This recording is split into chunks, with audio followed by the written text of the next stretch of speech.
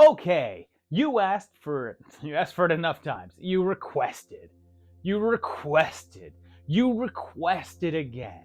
And now it's here. It's the Maniac Cop timeline. I mean, I was planning to wait until they did the remake or reboot or whatever they're doing, but it looks like that may never be happening. So I figured that it didn't make sense to hold out anymore. So, let's take a look and see if it's worth the wait, or if I should have invoked my right to remain silent on it. Our patrol began back in 1988 with Maniac Cop from William Lustig, the man who also gave us just straight Maniac, and begins with a woman being attacked on the street. But luckily, there's a cop on hand. But it turns out that he's some sort of Maniac Cop.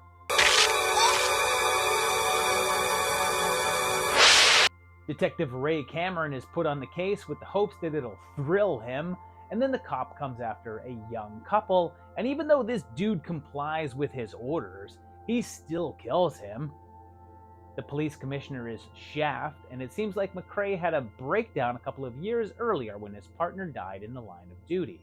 And he talks to Gina here. Maniac Cop?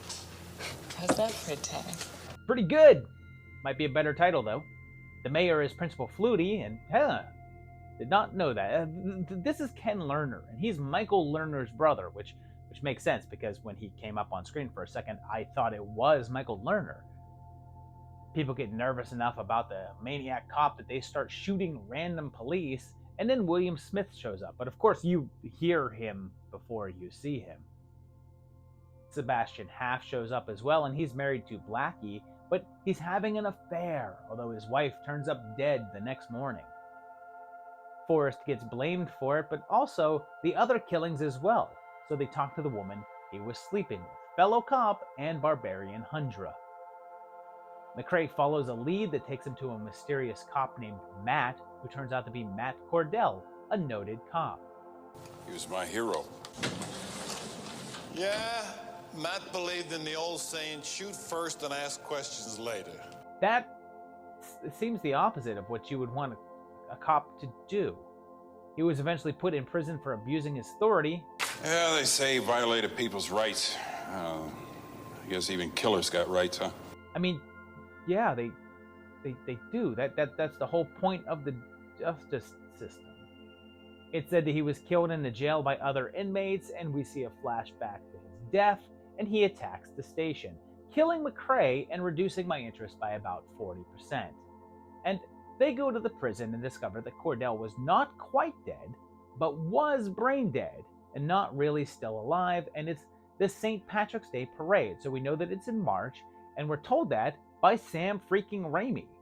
And there's people with flags in the audience saying that it's 1987, so that's our year here.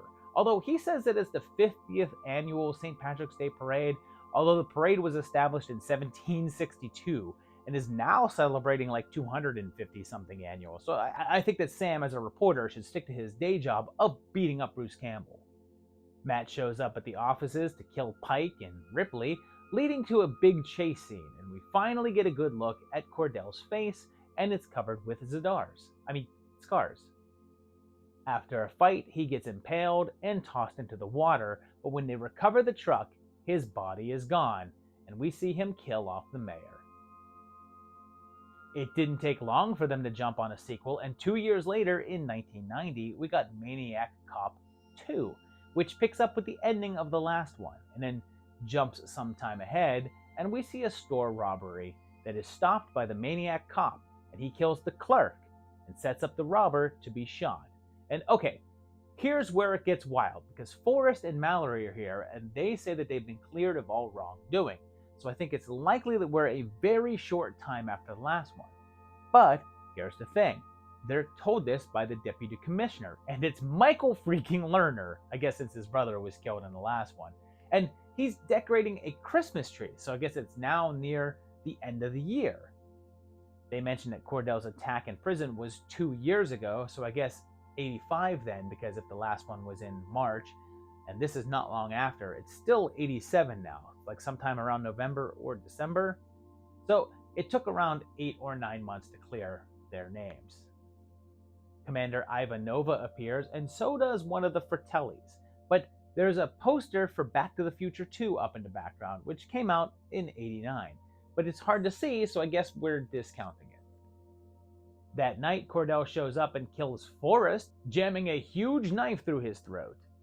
At the stand, there's some magazines, and there's a spy magazine from '87, a gore zone from '88, and a toxic horror from 1989. So a range of dates there.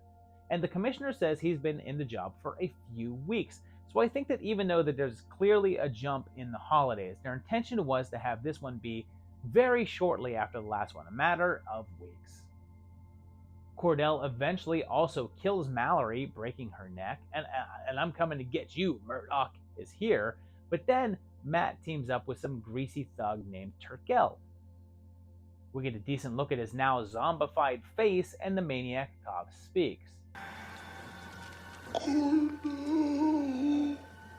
And his plan is to go to the jail he was killed at and get revenge on those who killed him, which he does, getting set on fire along the way.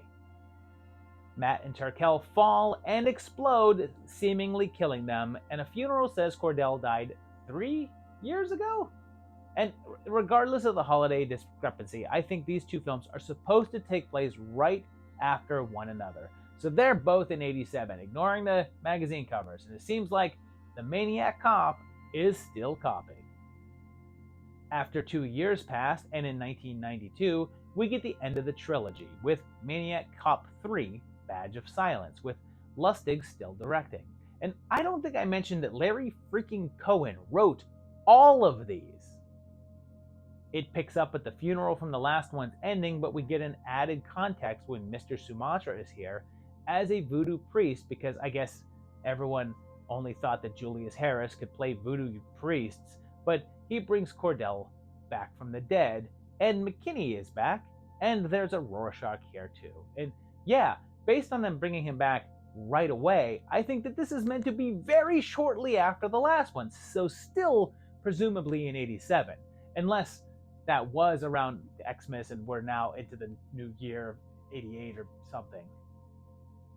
When Officer Katie is shot in the robbery, and geez, now Ted is a reporter? Talk about nepotism in the news industry in New York, right? The video of Katie's encounter is trickily edited to make her look like the villain, and she's in the hospital where it seems like the Maniac Cop has taken a liking to her, and just like standing in the corner of her room where McKinney apparently has a massive blind spot.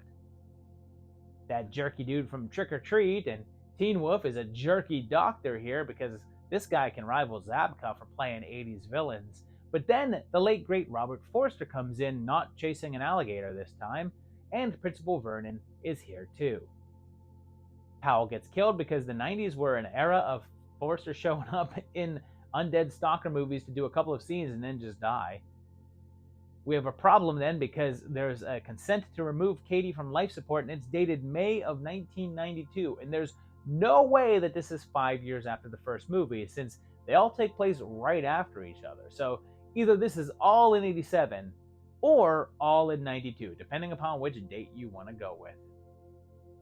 Cordell causes chaos in the hospital by freeing the criminals there, and kidnaps Katie and takes her to the Voodoo Man to revive her, and I guess make a bride of Maniac Cop. And hot damn, did they miss out not calling this Bride of Maniac Cop instead of freaking Badge of Silence?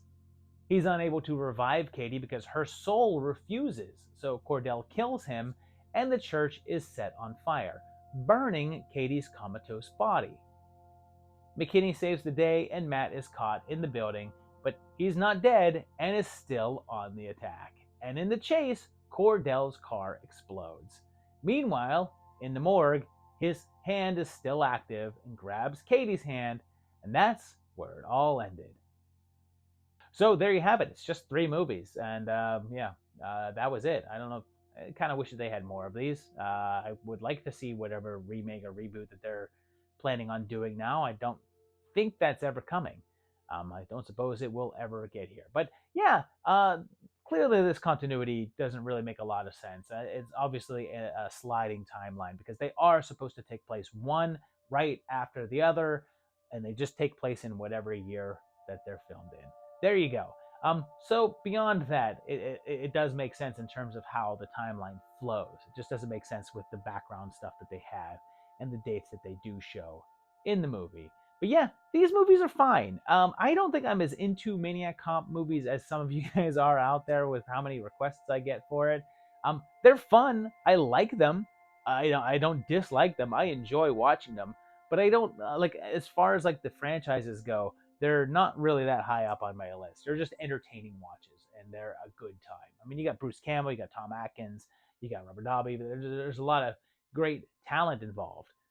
Robert Zadar even, which I guess I guess there's talent there. Zadar was pretty great. Anyway, let me know what you think of these. I want to hear it down below in the comments. I want to hear if you think that these are not as much as they're hyped up to be in the end. Let me know that, or if you think that they're better than I think, tell me that in the comments below. I want to hear it. Hit the like button if you enjoyed the video.